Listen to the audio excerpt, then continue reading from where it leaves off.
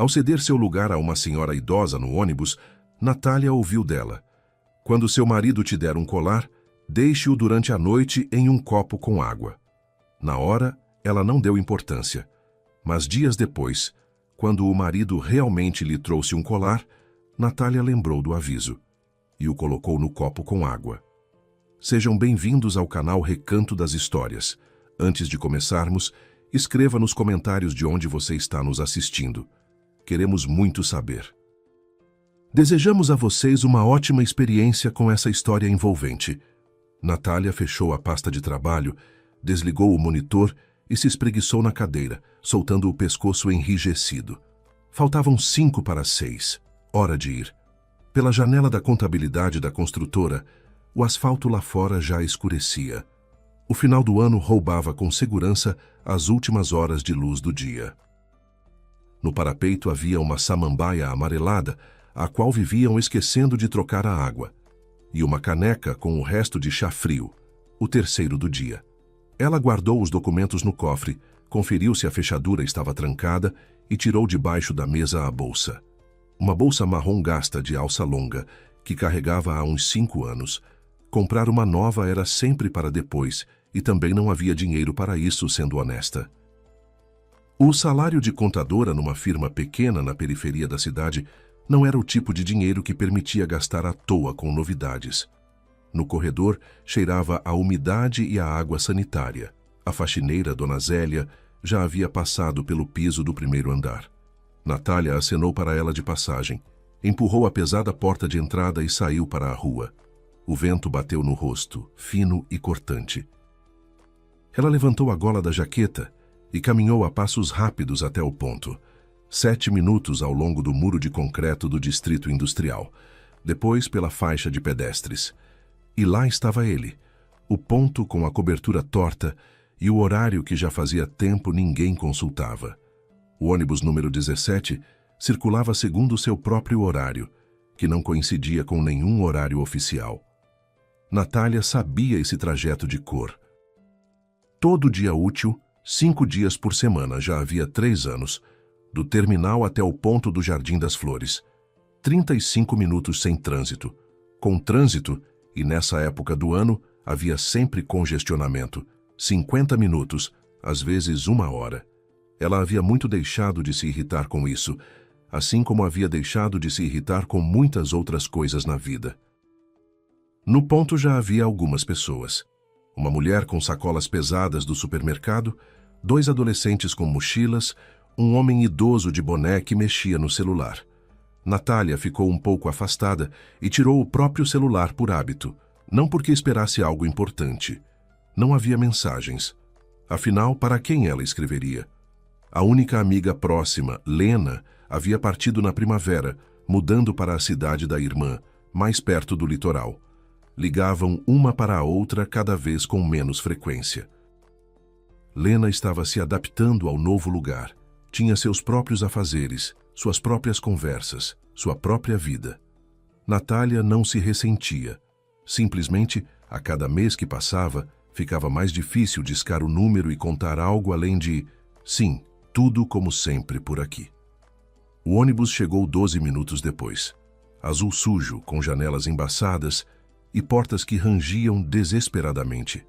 Natália espremeu-se para dentro e percebeu que não conseguiria sentar. Não havia lugares livres. Agarrou-se ao corrimão, pressionou a bolsa contra o lado e se preparou para uma longa viagem em pé. O ônibus deu um tranco, partiu, e Natália balançou, mal se mantendo em equilíbrio. As ruas conhecidas foram passando pelo vidro embaçado. Bancas fechadas, letreiro piscando de uma farmácia, as árvores escuras do canteiro central. Ela olhava pela janela e pensava que precisava comprar batata e cebola, e que Igor provavelmente não tinha jogado o lixo fora. Ela tinha pedido de manhã. Ele acenou com a cabeça, mas esse aceno dele já não significava mais nada. Igor. Ao pensar no marido, Natália não sentia irritação nem calor, mas sim um peso denso e familiar, como de uma mochila que se carrega por tanto tempo que a gente para de notar o peso, mas as costas doem do mesmo jeito. Eles se conheceram 5 anos atrás. Conhecidos em comum convidaram os dois para um aniversário, um apartamento tomado de saladas, música saindo de uma caixinha, conversas na varanda. Natália tinha 32 anos e já havia quase desistido de esperar que alguém aparecesse em sua vida. Não que ela se considerasse feia, simplesmente não dava certo. Trabalho, casa, às vezes cinema com Lena, às vezes chá na casa da vizinha. Um círculo no qual os homens não ficavam, mas Igor ficou. Ele era 2 anos mais velho, alto, de cabelos escuros e uma pinta na bochecha direita que dava ao rosto um charme meio de menino. Sabia falar não de forma bonita, mas de um jeito preciso. Tinha o dom de dizer exatamente o que a outra pessoa precisava ouvir. Naquela noite, ele se sentou ao lado dela na cozinha, quando todos já tinham se espalhado pelos cômodos, e ficaram conversando por 2 horas sobre trabalho, planos, sobre como a vida é estranha. Ele trabalhava como gerente numa concessionária e falava sobre isso com humor e autoironia.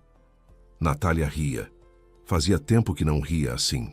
1 mês depois começaram a namorar. 6 meses depois se casaram, em silêncio, sem festa elaborada, num cartório do bairro. Lena foi madrinha. Da parte de Igor, foi o amigo Cadu. Depois do cartório, sentaram num café, os 4.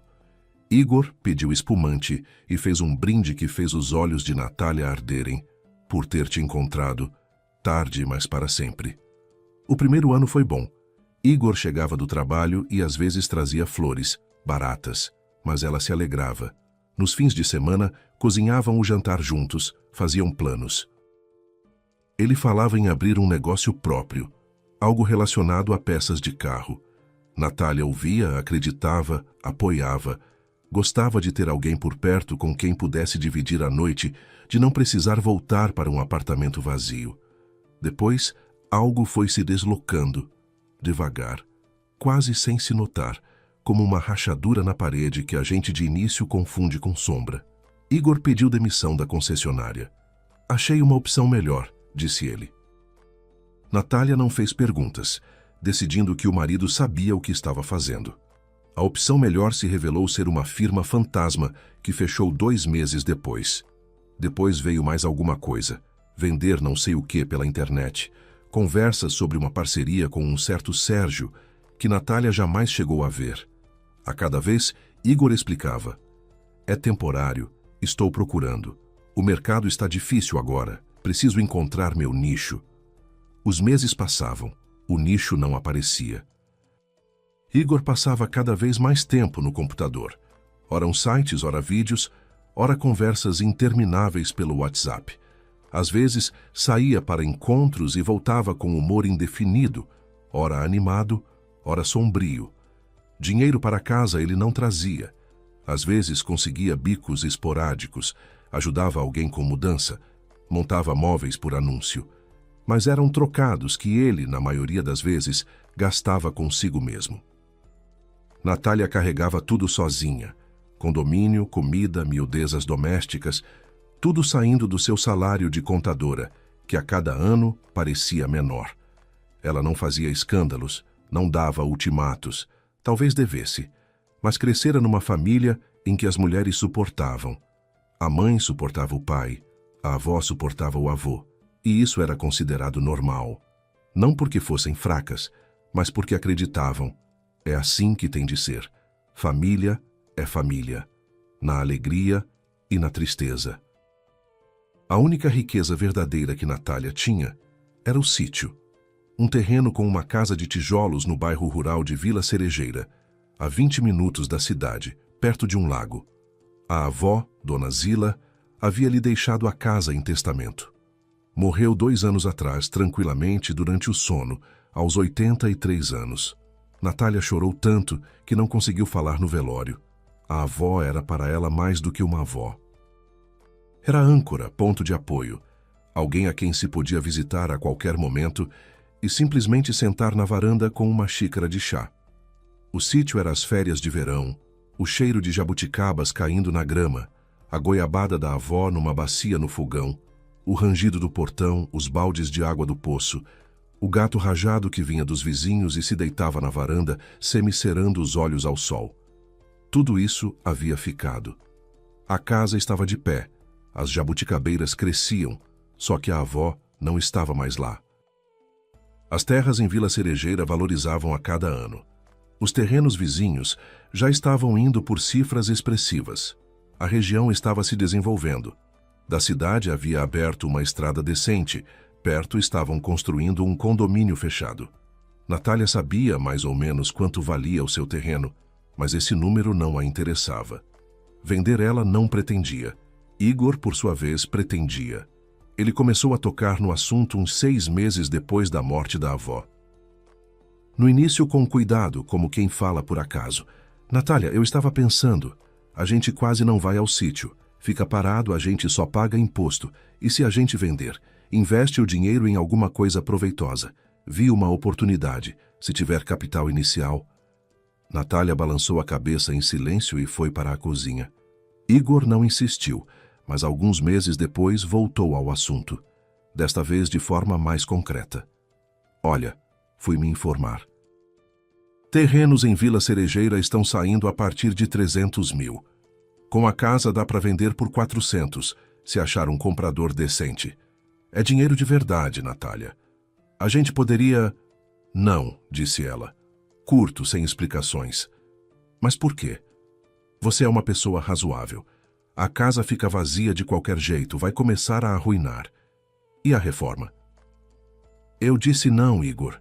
É a casa da vovó. Não vou vender.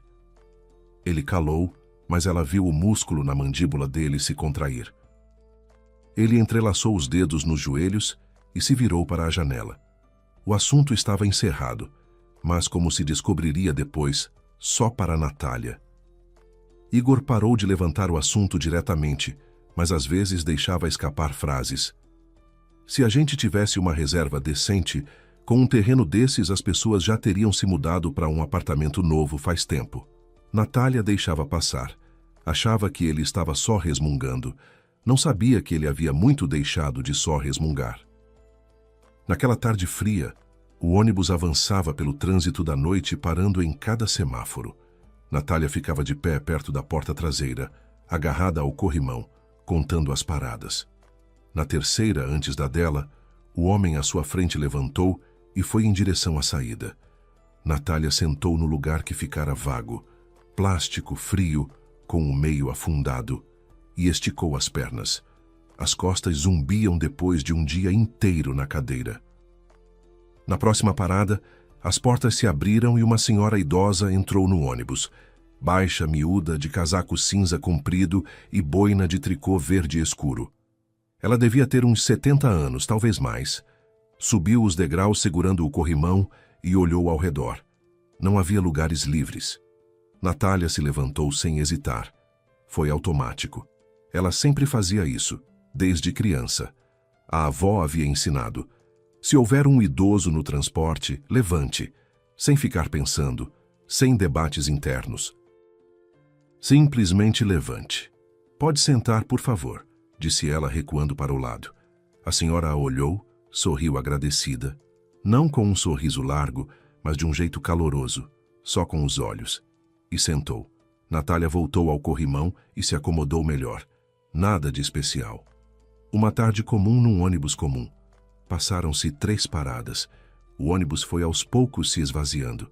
As pessoas iam descendo. O aperto do fim do dia se dissipava. Natália já se preparava para a dela. Mudou a bolsa para o outro ombro. Apalpou o passe no bolso.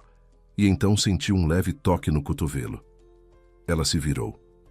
A velhinha da boina verde estava olhando para ela de baixo para cima. Os olhos, ao contrário do que Natália esperaria de uma mulher daquela idade, não eram lacrimejantes nem turvos. Eram claros, atentos, com uma agudeza penetrante, como se ela não apenas olhasse, mas enxergasse algo inacessível aos demais. Minha filha, disse a mulher em voz baixa, inclinando-se um pouco de modo que Natália sentiu um leve perfume de lavanda e algo de hortelã. Me escuta com atenção. Quando seu marido te der uma corrente, não coloque. Deixe de molho de noite num copo com água. Confie em mim. Natália ficou imóvel. A mão no corrimão apertou com mais força.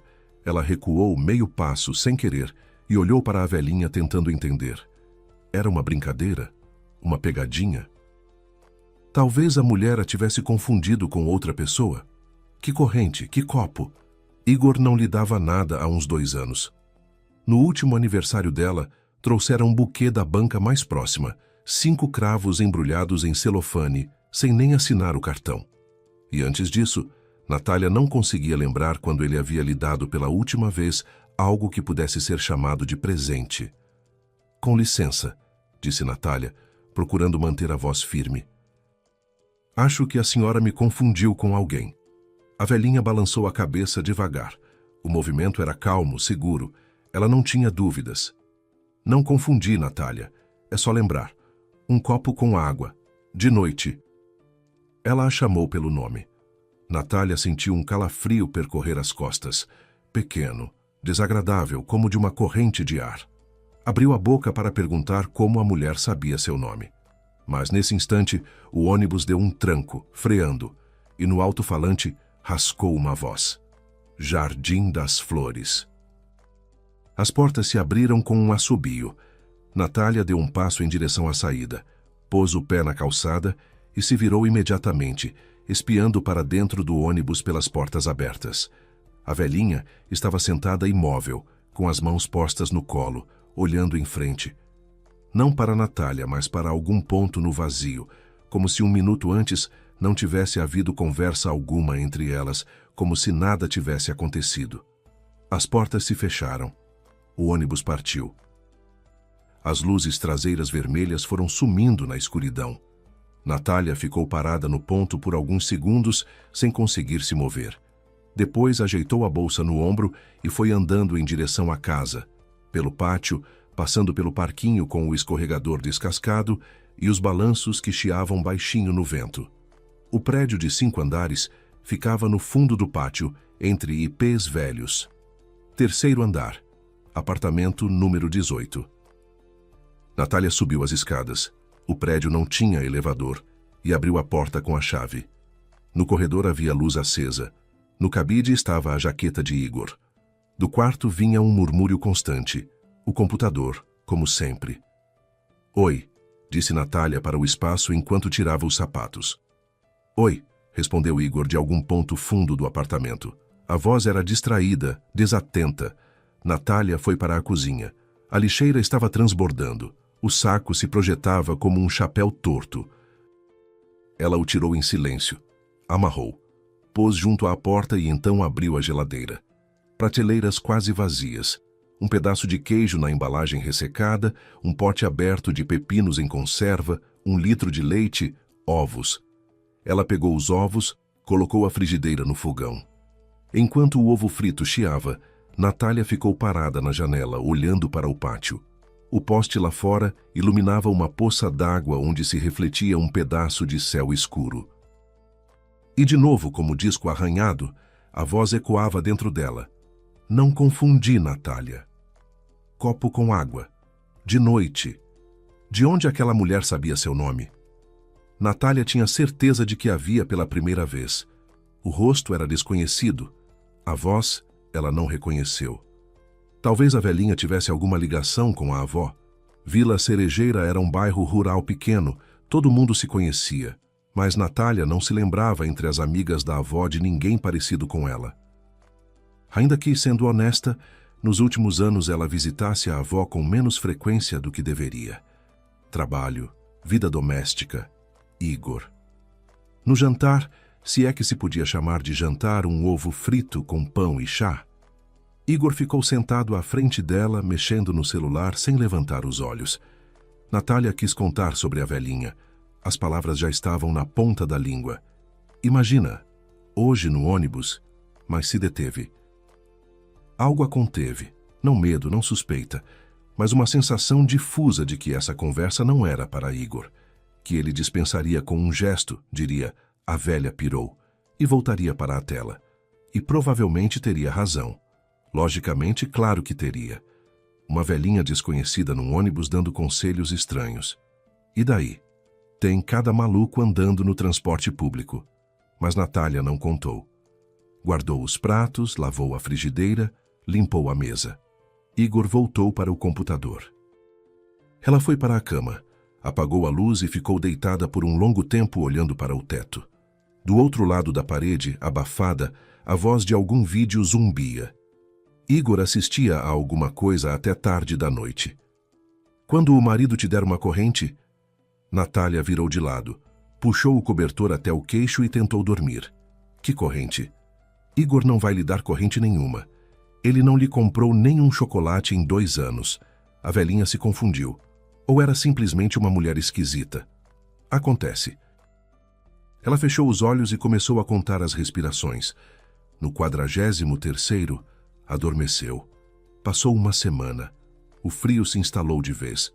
Pela manhã, as poças no pátio se cobriam de uma fina camada de gelo, que à tarde derretia com a garoa. Natália ia ao trabalho, voltava no mesmo ônibus, fazia o jantar e ia dormir. Tudo como de costume. O estranho encontro no ônibus ia gradualmente se apagando da memória, como uma fotografia velha. Os contornos ainda eram visíveis, mas os detalhes já se diluíam. Natália se pegou um par de vezes, lembrando os olhos penetrantes da velhinha e o cheiro de lavanda, mas logo se continha. Que seja. Na quinta-feira à noite, uma quinta-feira absolutamente comum, sem nada de especial, Natália voltou para casa um pouco mais tarde do que de costume. No mercado, perto de casa, havia fila. Ficou uns 15 minutos esperando por um pacote de arroz e uma garrafa de azeite de soja. Subiu ao 3º andar, chacoalhou as chaves, abriu a porta e imediatamente percebeu que algo estava diferente. No corredor cheirava a colônia, não o rastro de ontem, não um cheiro que tinha ficado, mas fresco, intenso, como se alguém tivesse acabado de se borrifar. Igor estava no corredor. Estava recém-barbeado, liso até ficar azulado, como nos tempos em que eles estavam se conhecendo. Usava uma camisa azul escura com estampa miúda, e Natália não logo entendeu por que aquela camisa parecia estranha. Depois, caiu a ficha. Era nova, nunca lavada, ainda com as dobras de fábrica nas mangas. Quando ele a tinha comprado, e principalmente com que dinheiro? Natália, vem cá, disse ele com uma voz diferente, mais suave do que de costume, com uma entonação que Natália não ouvia há muito tempo, talvez 1 ano, talvez 2. Era assim que ele falava quando a cortejava, quando queria impressionar. Ela largou a sacola de compras sobre o banquinho, tirou a jaqueta. Devagar, sem pressa. Algo dentro dela já havia se retesado, como uma corda, embora ela ainda não soubesse por quê. — O que foi? Perguntou ela. — Nada. Só que tenho uma coisinha para você. Ele estendeu a mão. Na palma havia uma caixinha pequena, de veludo azul escuro. O tipo que se encontra em joalherias. Natália ficou olhando para ela sem se mover. Por alguns segundos ficaram assim. Ele com a mão estendida, ela com o cachecol úmido na mão, e no corredor havia silêncio. Só o relógio na cozinha fazendo tic-tac. — Pega logo, disse Igor. Em sua voz lampejou algo impaciente, rápido, como uma sombra atrás do vidro. — Não morde. Natália pegou a caixinha. Era leve, quase sem peso. O veludo sob os dedos parecia macio e levemente frio. — O que é isso? Perguntou ela, embora as mãos já estivessem abrindo a tampa por conta própria. — Queria te dar uma alegria. Você trabalha tanto, se cansa. Pensei que você merecia algo bonito. Dentro, sobre uma almofadinha de cetim branco, havia uma corrente de ouro, fina, delicada, com uma trança caprichada. O fecho era um pouco maior do que o comum, com um pequeno elemento arredondado que parecia um adorno decorativo. À primeira vista, simplesmente uma joia. Nada de especial. E nesse instante, Natália foi atingida. Não foi um pensamento. Foi uma sensação. Física, como um empurrão no peito. A voz da velhinha, aquela mesma, baixa, com cheiro de lavanda. Quando seu marido te der uma corrente, não coloque. Deixe de molho de noite num copo com água. Os dedos tremeram. A caixinha quase escorregou das mãos. Natália a apertou com mais força e se forçou a levantar os olhos para Igor. Ele a observava à espera, com um leve sorriso, inclinando levemente a cabeça, assim como um cachorro inclina a cabeça quando espera que o dono jogue a bola. Ela deveria ter dito obrigada. Deveria ter sorrido, colocado a corrente, dado um beijo na bochecha dele. É assim que esposas fazem quando maridos lhes dão joias. Seria o normal. Mas normal não funcionava, porque era quinta-feira, não era aniversário, não era data de casamento, não era Dia Internacional da Mulher, porque o homem que há 2 anos não lhe comprara nem uma caixa de bombons estava de pé ali com uma camisa nova, cheirando a colônia e estendendo uma corrente de ouro. Porque a velhinha no ônibus sabia seu nome. Natália sorriu. O sorriso custou a vir, como se os músculos do rosto tivessem esquecido aquele movimento e fosse preciso reaprendê-lo. É bonita. Obrigada, Igor. Vou usar amanhã no trabalho. Hoje já é tarde e estou toda em roupa de casa. O rosto de Igor mudou. Bem de leve, por uma fração de segundo, o sorriso ficou, mas os olhos ficaram diferentes. Neles lampejou algo parecido com aborrecimento, com decepção. Ele claramente esperava que ela colocasse a corrente agora mesmo, ali no corredor diante dele. Tudo bem, como quiser, disse ele, enfiando as mãos nos bolsos. Mas use todo dia, tá? Vai te cair muito bem. Eu escolhi com cuidado. Claro, Natália concordou, com certeza. Ela levou a caixinha para o quarto, pôs sobre a mesinha de cabeceira ao lado do despertador e do copo d'água que sempre ficava ali de noite. Fechou a porta, encostou as costas nela e ficou assim por alguns segundos pressionando a palma da mão contra o peito. O coração batia rápido e irregular, como depois de uma corrida. Ela foi até a mesinha, abriu a caixinha e tirou a corrente. Segurou no ar, virou em direção à luz do abajur. A corrente parecia comum. A trança era fina e uniforme. O ouro brilhava. O fecho era um pouco mais robusto do que o usual nesse tipo de peça, com aquele elemento arredondado. Natália o examinou com os dedos. Liso, bem ajustado, sem frestas, sem detalhes suspeitos. Simplesmente um fecho. Então, o que ela estava procurando? O que temia? Uma velhinha desconhecida no ônibus havia lhe dito uma bobagem. E ela estava de pé no quarto vasculhando o presente do marido como um policial verificando um objeto suspeito. Natália pôs a corrente de volta na caixinha, trocou de roupa, foi para a cozinha, guardou as compras, o arroz no armário, o azeite na prateleira, colocou a chaleira. Igor estava no quarto na frente do computador e Natália ouvia os cliques abafados do mouse e a tosse esporádica dele. Ela tomou chá e ficou olhando pela janela escura. Na vidraça pendiam gotas de garoa que se espalhavam no brilho do poste lá fora. Os pensamentos giravam em círculo, como um carrossel que alguém esqueceu de parar. A lógica dizia uma coisa: esqueça, tire isso da cabeça. A velhinha é excêntrica. A corrente é só uma corrente. Alegra-se que o marido lembrou de você pelo menos uma vez.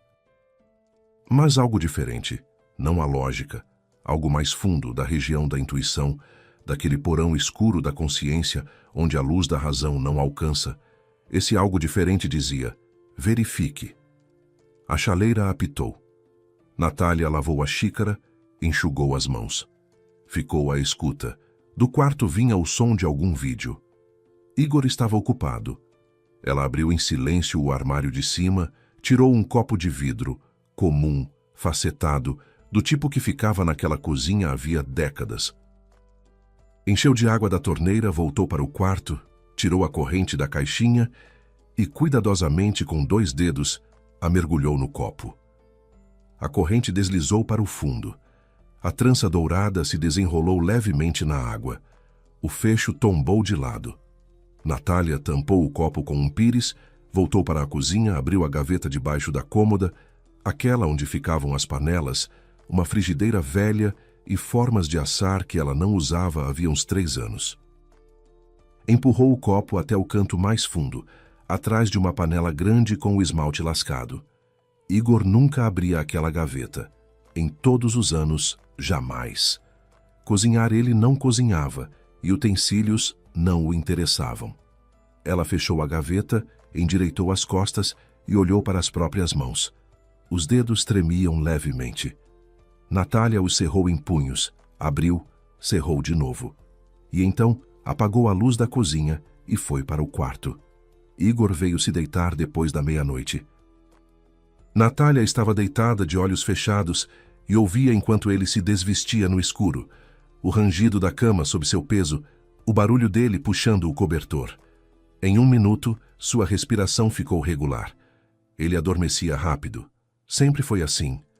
Ela ficou deitada pensando no copo na gaveta de baixo, na corrente dourada no fundo, na luz difusa do poste pela janela, e em que pela manhã precisaria espreitar aquele copo.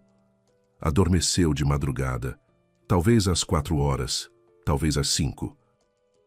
O sono foi fragmentado, pesado, sem sonhos. O despertador soou às 6:30. Natália abriu os olhos e ficou alguns segundos deitada, olhando para o teto. Ao lado, Igor dormia de lado, virado para a parede, o cobertor escorregado do ombro. Ela se levantou com cuidado, vestiu o roupão e saiu do quarto, fechando a porta. Na cozinha estava frio e cinzento. Da janela chegava a umidade da madrugada. Natália ligou a chaleira, depois ficou parada uns 10 segundos com a mão na alça da gaveta de baixo e não conseguia se forçar a puxar. Girava na cabeça um pensamento idiota. Enquanto ela não abrisse a gaveta, tudo ainda poderia estar bem. Enquanto ela não olhasse. A corrente seria só uma corrente, a água seria só água, e dava para seguir em frente. Ela puxou a alça da gaveta. O copo estava no lugar, atrás da panela, coberto com o pires. Natália o pegou com as 2 mãos, levantou à altura dos olhos e o trouxe até a janela, onde a luz era mais forte. A água estava turva. Não levemente, não de quase nada, mas de verdade, com um tom amarelo sujo que não acontece com metal comum. No fundo, estava a corrente, e ao lado do fecho Natália viu algo que na noite anterior não existia. Aquele elemento arredondado decorativo no fecho, a pequena inserção lisa que ela havia tomado por enfeite, havia se afastado para o lado, revelando uma minúscula cavidade, como um esconderijo em miniatura. Dessa cavidade havia escorrido para a água algo viscoso e turvo, que se espalhara numa nuvem suja, e ao lado flutuavam restos de algo semi-transparente, inchado, disforme. Natália não entendeu imediatamente o que era. Depois compreendeu. Uma cápsula de gelatina. Como as de medicamentos, só que minúscula, escondida dentro do fecho, e durante a noite havia se desfeito na água e se aberto, liberando o conteúdo. Natália estava de pé na cozinha, descalça, de roupão velho, segurando o copo com os braços estendidos, e lhe faltou o ar. Não de medo, de algo maior do que o medo, de uma compreensão que entrava nela devagar, como água fria, preenchendo todo o espaço por dentro. Aquela corrente deveria estar ao redor de seu pescoço. Aquele fecho deveria estar encostado na pele fina embaixo da nuca, onde os vasos são próximos, onde o corpo é quente, e aquela cápsula estaria se dissolvendo não na água, mas pelo seu calor. Devagar, dia após dia. A chaleira clicou, desligando. Natália estremeceu, pôs o copo sobre a mesa. As mãos tremiam, miudinhas de forma desagradável, como em febre, mas não havia febre. Ela ficou parada olhando para o copo com a água turva e pensando rápido, febrilmente. Um pensamento atropelava o outro. O primeiro impulso foi jogar tudo na pia, jogar a corrente no lixo e esquecer como um pesadelo ruim, fingir que nada havia acontecido. O segundo impulso foi entrar no quarto, acordar Igor e atirar o copo na cara dele. Gritar finalmente: "O que é isso? O que você fez? O que você queria fazer?" Mas Natália não fez nenhuma das duas coisas. Ficou de pé na cozinha, e algo dentro dela, aquele mesmo algo que na véspera havia mandado verificar, agora dizia: "Não se apresse, não grite, não desperdice, pense." Ela tampou o copo com o pires como antes, colocou dentro de um saco plástico e amarrou bem. Escondeu o saco dentro da bolsa de trabalho, aquela marrom gasta. Depois se lavou, se vestiu, penteou o cabelo. Os movimentos eram mecânicos, como os de um autômato, mas as mãos foram parando de tremer. Do quarto veio um farfalhar. Igor estava acordando. Natália ouviu o rangido da cama, os passos no corredor, o som da água no banheiro. 1 minuto depois, ele apareceu na cozinha, sonolento, de camiseta amassada e bermuda, esfregando os olhos. "Cedo você hoje", disse ele, bocejando. "Preciso chegar mais cedo", respondeu Natália, abotoando a jaqueta. A voz saía firme, e ela mesma se surpreendeu com isso. Fechamento trimestral. O chefe pediu antes das 9. "Ah, tudo bem, então. Vai." Igor se serviu de chá numa caneca. "Você botou a corrente?" Natália, que já estava na porta, parou por um instante.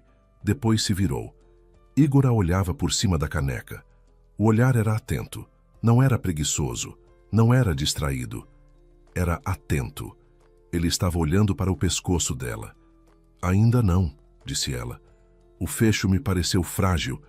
Tenho medo de perder no trabalho. Talvez eu leve a uma oficina para verificarem." Uma sombra passou pelo rosto de Igor, rápida, como uma ruga na água, e logo desapareceu. Ele deu de ombros. "Tá bom, o fecho é normal, mas como quiser." "Tudo bem, preciso correr." Natália saiu, fechou a porta e só na escada permitiu a si mesma soltar o ar. Naquele dia ela não foi ao trabalho.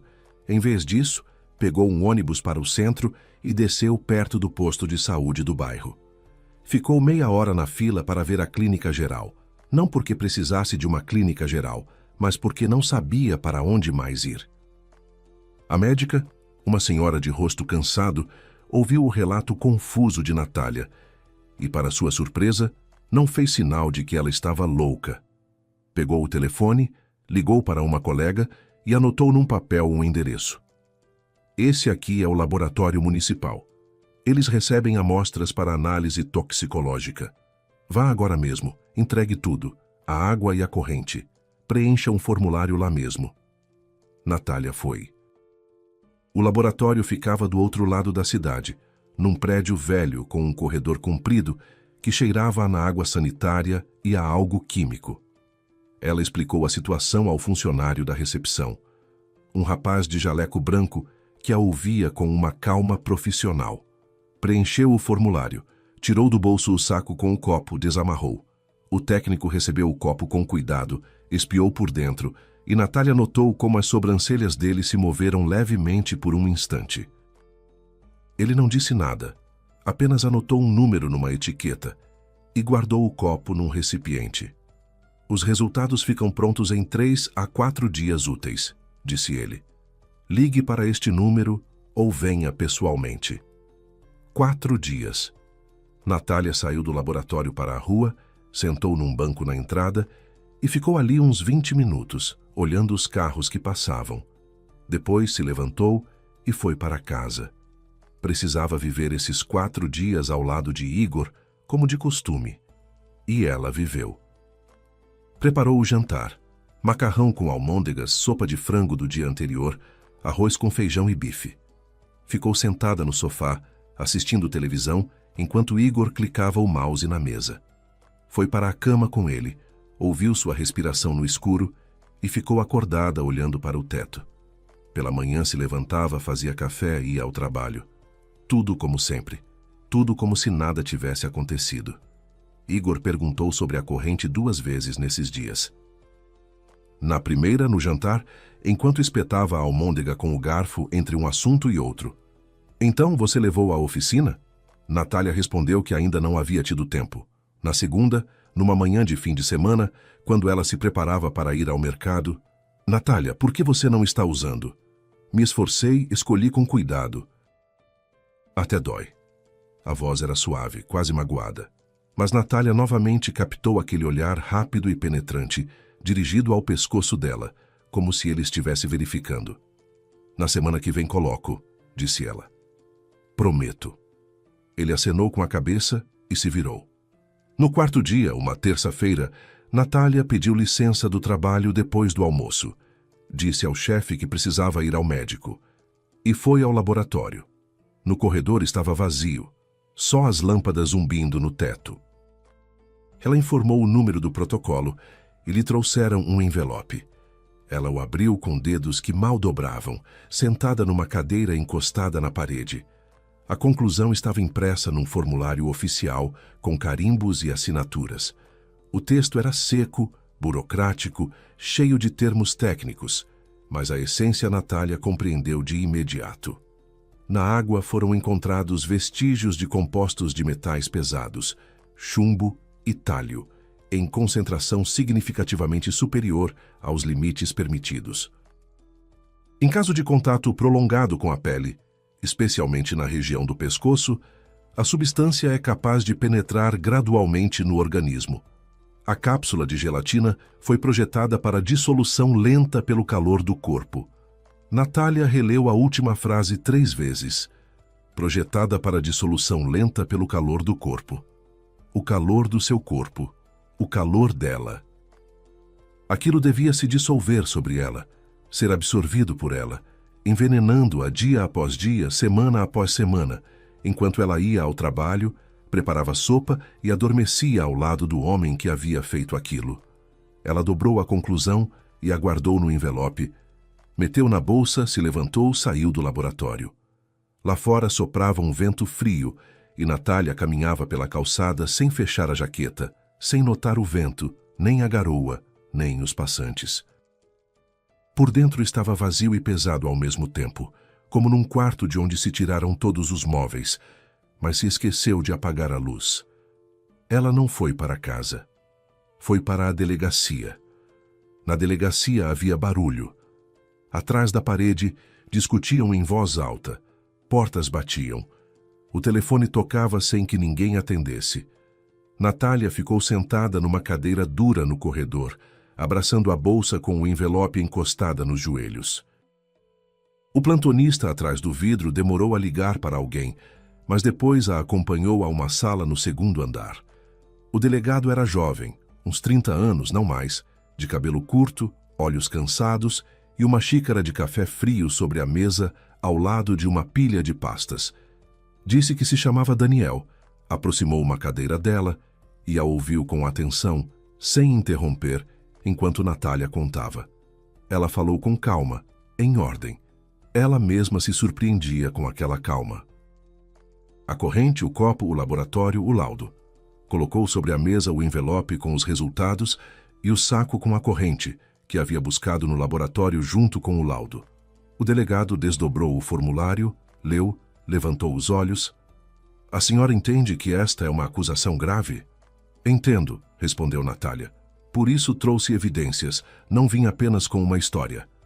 Ele acenou com a cabeça, tirou da gaveta um formulário de boletim de ocorrência e lhe estendeu uma caneta. Natália escreveu durante muito tempo, com cuidado preenchendo cada linha com letra miúda. Quando terminou, o delegado releu o documento, fez algumas perguntas de esclarecimento. Quando exatamente Igor havia presenteado a corrente, como ele se comportara depois, se perguntava sobre ela. Natália respondia curta e precisamente. Daniel anotava no bloco. Vamos solicitar uma nova perícia pelo nosso laboratório, disse ele. É procedimento padrão e vamos iniciar as investigações. Por enquanto, a senhora volta para casa e age como de costume. Não diga ao marido nada sobre o boletim, nem sobre os resultados. Vai conseguir? Vou, disse Natália. E entendeu que de fato conseguiria. Já havia 4 dias fazendo isso. A investigação avançou mais rápido do que ela esperava. 3 dias depois a ligaram pedindo que fosse à delegacia. Daniel a recebeu na mesma sala, só que havia mais pastas sobre a mesa, e a xícara de café era outra, com a borda lascada. A segunda perícia confirmou os resultados, disse ele. Talho e chumbo. Agora estamos verificando onde exatamente a corrente foi modificada. Solicitamos as gravações das câmeras de segurança das joalherias da cidade. Levará algum tempo, mas já estamos reduzindo o círculo. Natália acenou com a cabeça e saiu. O tempo se arrastava devagar, espesso, como mel escorrendo de uma colher. Ela continuava indo ao trabalho, voltando para casa, fazendo o jantar. Igor não notava nada, ou fingia não notar. Ele passou a perguntar com menos frequência sobre a corrente. Às vezes jogava uma frase de passagem, como quem não quer nada. Então ainda não colocou. Natália respondia que ia colocar no fim de semana, e a cada vez via aquela sombra rápida cruzar o rosto dele. Algum tempo depois, o delegado ligou de novo.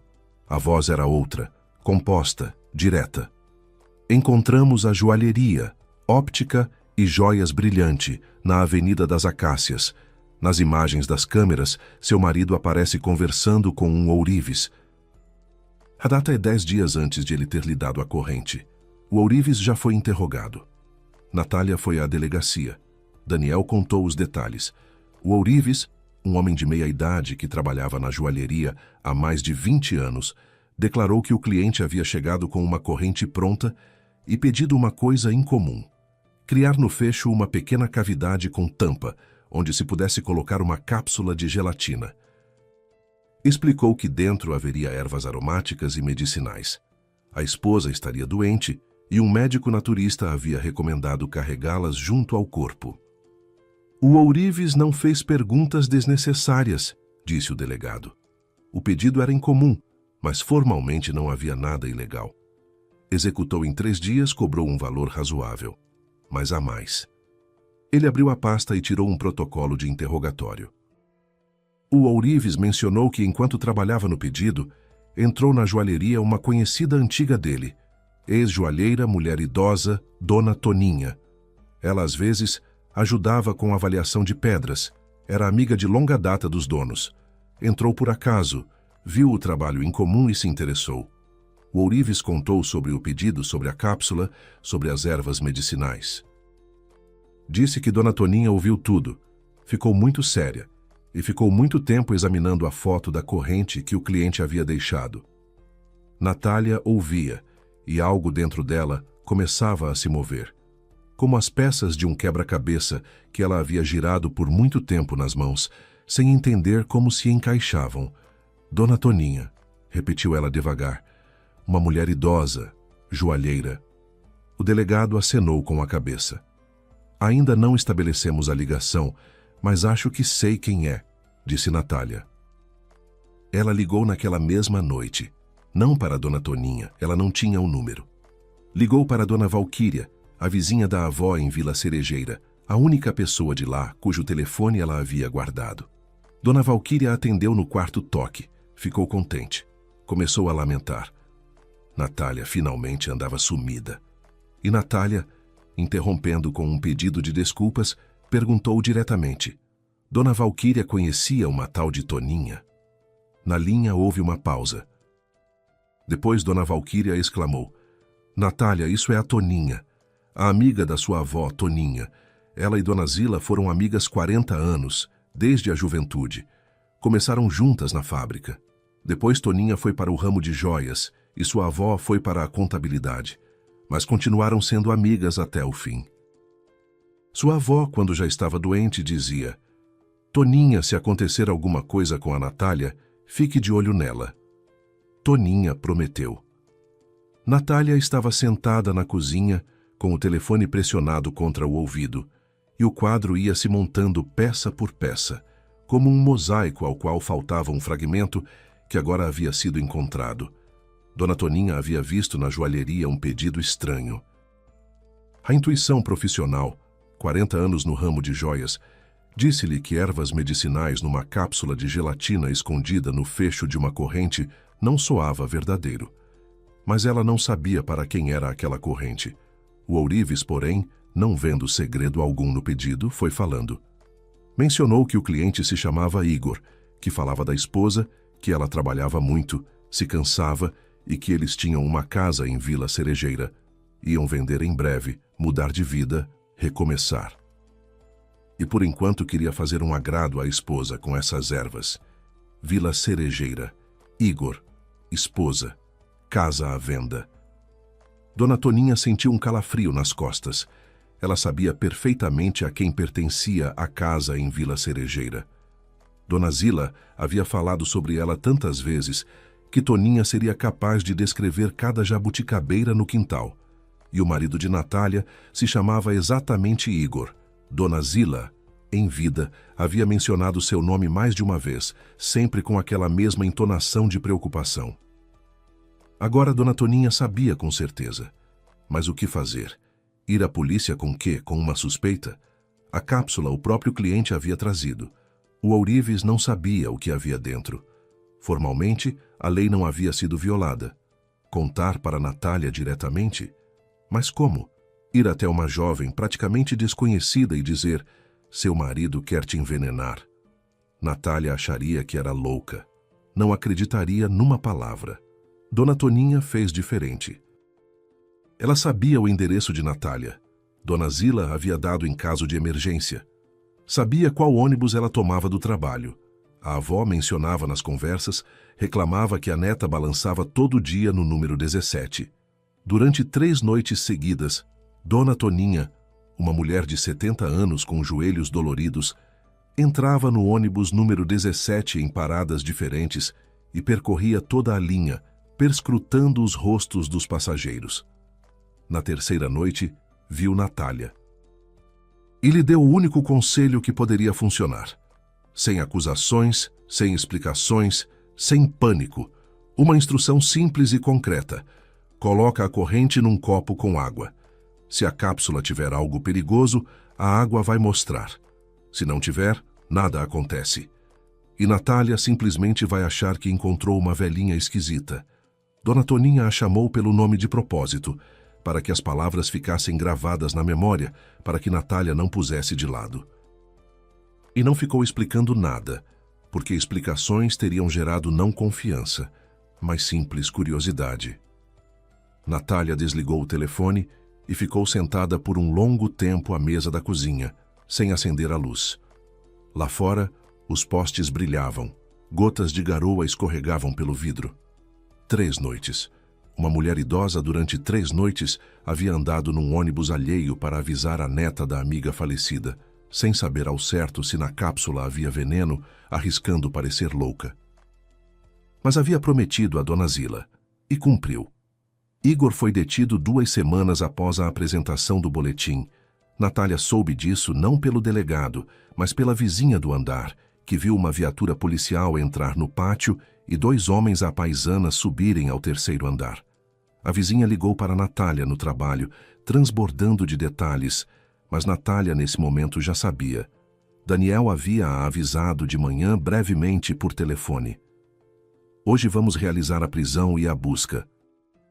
Fique fora do apartamento até a noite. E ela ficou. Ficou sentada no trabalho, olhando para o monitor sem enxergar um único número. As mãos estavam sobre o teclado, mas os dedos não se mexiam. A colega Marina perguntou 2 vezes se estava tudo bem. Natália acenou com a cabeça e disse que era dor de cabeça. À noite, o delegado ligou de novo e pediu que fosse à delegacia. A voz dele estava firme, mas Natália captou algo novo. Não cansaço, mas um peso de quem viu o que esperava ver, e por isso não ficou mais aliviado. Na sala, Daniel contou resumidamente os resultados da busca. No computador de Igor foi encontrado o histórico de pesquisa dos últimos 6 meses. Ele havia procurado informações sobre envenenamento transdérmico, sobre a penetração de substâncias tóxicas pela pele. Lera artigos sobre os sintomas de intoxicação crônica por talho. Entrara em fóruns onde se discutiam casos de envenenamento por metais pesados. Inserira no buscador expressões como por quanto tempo é preciso expor ao talho para que a pessoa fique incapacitada e penetração transdérmica de chumbo pelo pescoço. As buscas haviam sido distribuídas pelo tempo com cuidado, não num único dia, mas ao longo de 3 meses, como se ele estivesse estudando o assunto sistematicamente, aos poucos. Encontraram também uma correspondência. Num aplicativo de mensagens, com um apelido que não coincidia com seu nome real, Igor conversava com uma conta anônima sobre a compra de um composto de talho.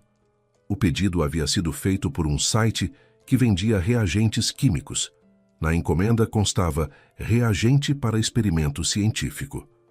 A encomenda havia sido entregue num ponto de retirada alguns meses antes, mas o mais importante não foi encontrado no computador. Na gaveta da mesa, embaixo de uma pilha de revistas velhas, havia um contrato de doação pronto. Natália, doadora; Igor, donatário. Objeto da doação: terreno com casa em Vila Cerejeira. O contrato estava preenchido, faltavam apenas as assinaturas. Ao lado havia o cartão de uma imobiliária e uma impressão com um anúncio de venda. O terreno estava avaliado em R$ 450 mil. O plano estava traçado para vários meses, disse o delegado, fechando a pasta. Ele não pretendia matá-la, pelo menos não imediatamente. O cálculo era outro. Com o uso diário da corrente, a cápsula iria se dissolvendo gradualmente pelo calor do corpo. Microdoses de substância tóxica penetrariam pela pele.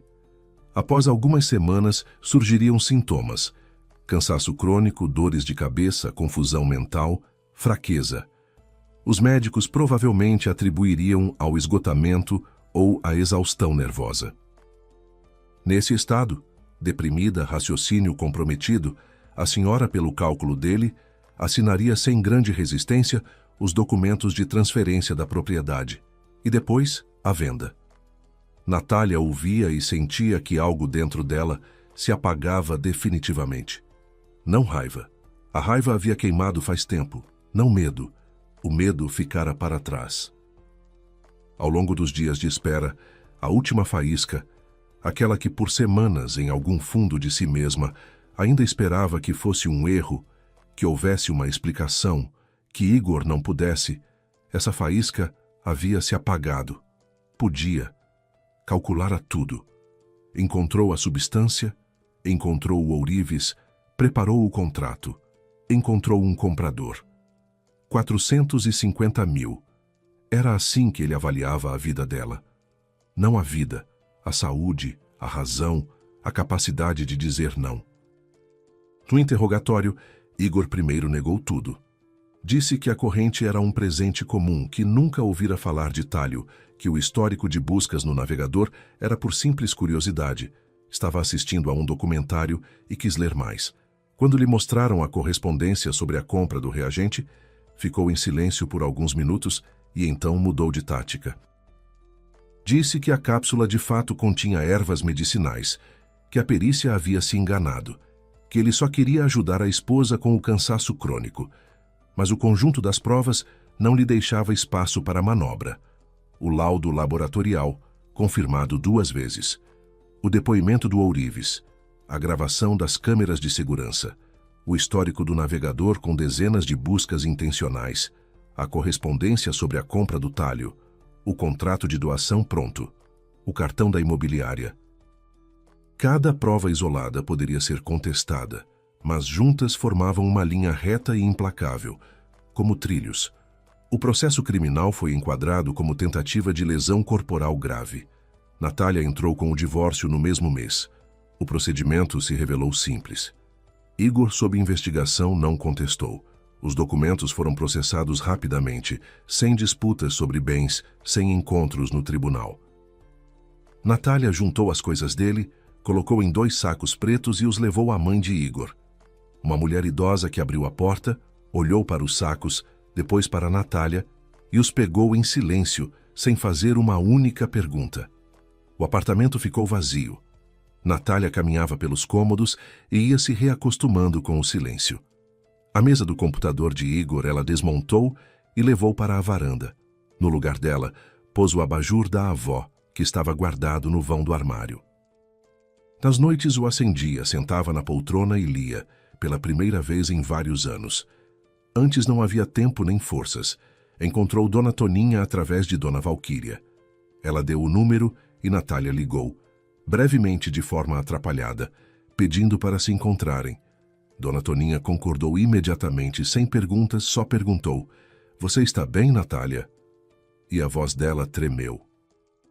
Natália foi visitá-la num sábado de manhã com um buquê de crisântemos brancos, grandes, daqueles que vendiam no mercado perto de casa. Dona Toninha morava no 5º andar de um velho prédio, num apartamento de um cômodo repleto de estantes e vasos de violetas africanas. Nas paredes havia fotografias emolduradas, preto e branco, amareladas, e entre elas, Natália reconheceu imediatamente uma. A avó jovem, Dona Zila, de vestido claro, a rir. E ao lado dela, também jovem, também a rir, Toninha. O pátio da fábrica, verão. Ao fundo, uma chaminé e roupas estendidas num varal. Na cozinha minúscula de janela para o pátio, cheirava a canela e a algo de maçã. Sobre a mesa, havia uma chaleira com um abafador de malha, 2 xícaras de borda azul e um prato com bolo de maçã cortado em fatias caprichadas. Senta, disse Dona Toninha, colocando os crisântemos numa jarra com água. Come, é a receita da Zila, aliás. Ela sempre punha mais canela do que mandava a receita, e estava certa. Natália sentou, pegou um pedaço de bolo, mordeu e reconheceu o sabor, exatamente igual ao da avó. O mesmo bolo, as mesmas maçãs, a mesma canela a mais. A garganta apertou. Dona Toninha sentou-se do outro lado, envolveu a xícara com as palmas e começou a contar, sem pressa, em voz baixa. Como elas se conheceram na fábrica, as duas com 19 anos, como iam juntas ao cinema às terças, depois tomar sorvete numa sorveteria. Como Toninha foi para a joalheria e Zila para a contabilidade. Mas todo sábado se telefonavam, e assim durante 40 anos sem interrupção. Ela me contava tudo sobre você, dizia Dona Toninha, olhando para a xícara. Como você se saía na escola, como entrou na faculdade, como se apaixonou pela primeira vez na 9ª série e chorou na cozinha dela. Ela se orgulhava de você. E quando você casou? Ela ficou contente, claro, mas se preocupava. Dizia, o marido da Natália não é ruim, parece, mas não é confiável, não tem firmeza, e olha para o meu sítio de um jeito estranho. Eu disse na época, não inventa, Zila, os jovens vão se entender. Ela balançou a cabeça.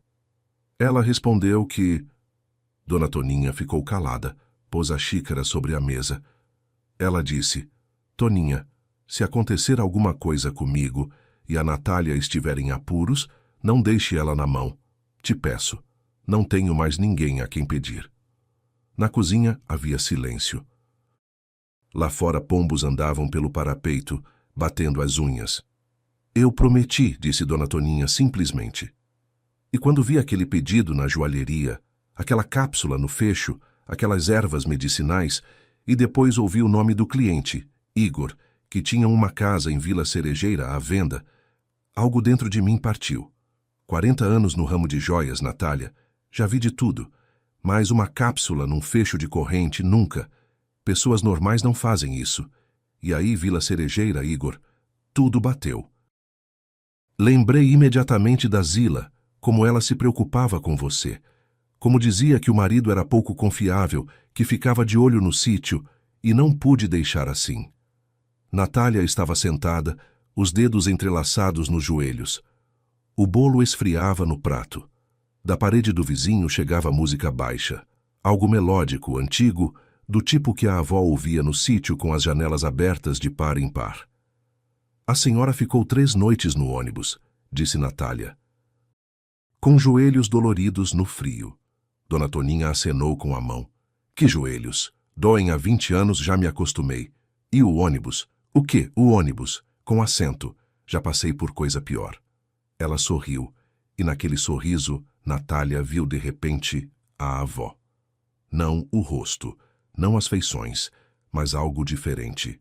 Aquela mesma força tranquila e discreta que não faz alarde de si mesma, não exige reconhecimento, mas simplesmente faz o que precisa ser feito, porque é o que é certo. Natália a abraçou, com força de forma desajeitada, enterrando o rosto no ombro que cheirava a lavanda e hortelã, aquele mesmo cheiro do ônibus, e chorou, pela primeira vez em todas aquelas semanas.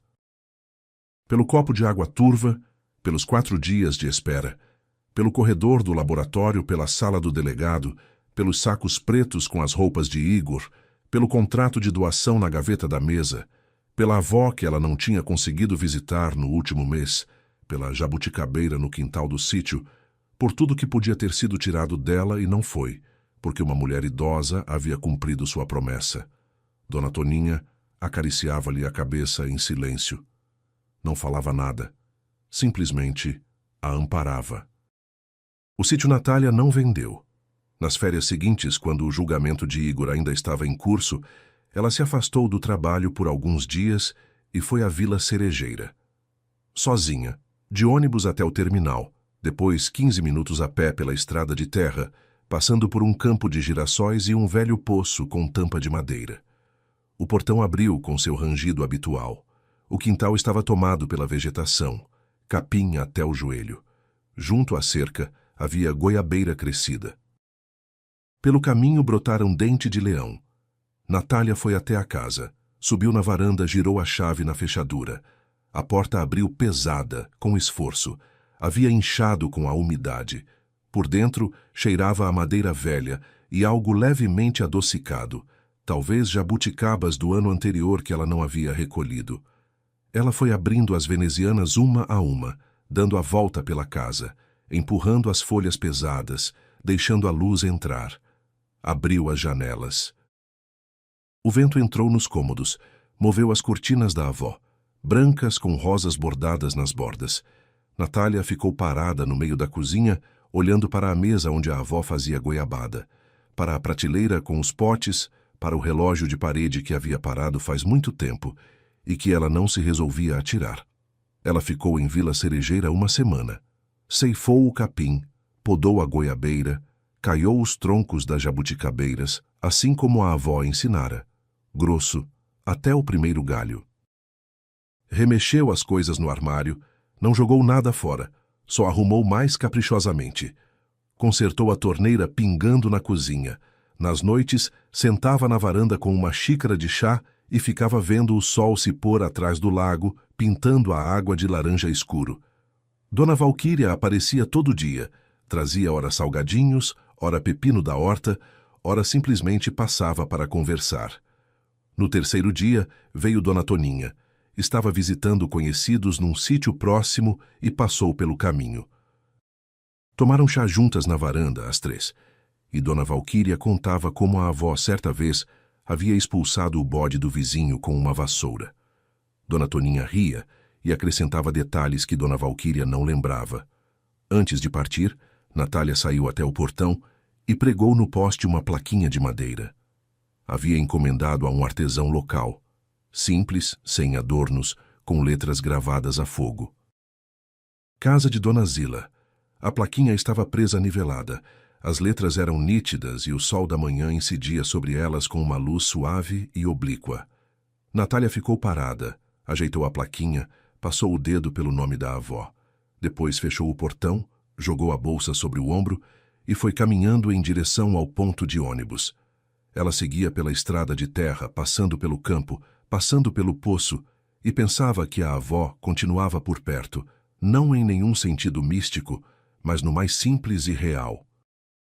Na promessa que uma amiga havia feito à outra, nas 3 noites num ônibus frio, no copo com a corrente escondido na gaveta da cozinha, no bolo de maçã com canela, com mais do que mandava a receita. Nos olhos penetrantes e claros que olhavam por baixo de uma boina verde e diziam: prometi, e não deixei na mão. Natália começava a vida de novo, sem medo, sem olhar para trás, com a chave do sítio no bolso e com a certeza silenciosa de que o mais importante na vida não são correntes de ouro nem centenas de milhares por um terreno, mas as pessoas que cumprem sua palavra, mesmo quando aquela a quem a deram não está mais por perto. Obrigada por acompanhar essa história. Com vocês foi o canal Recanto das Histórias. Pedimos desculpas por eventuais erros. Escrevam nos comentários o que vocês acharam. Se gostaram, inscrevam-se no canal.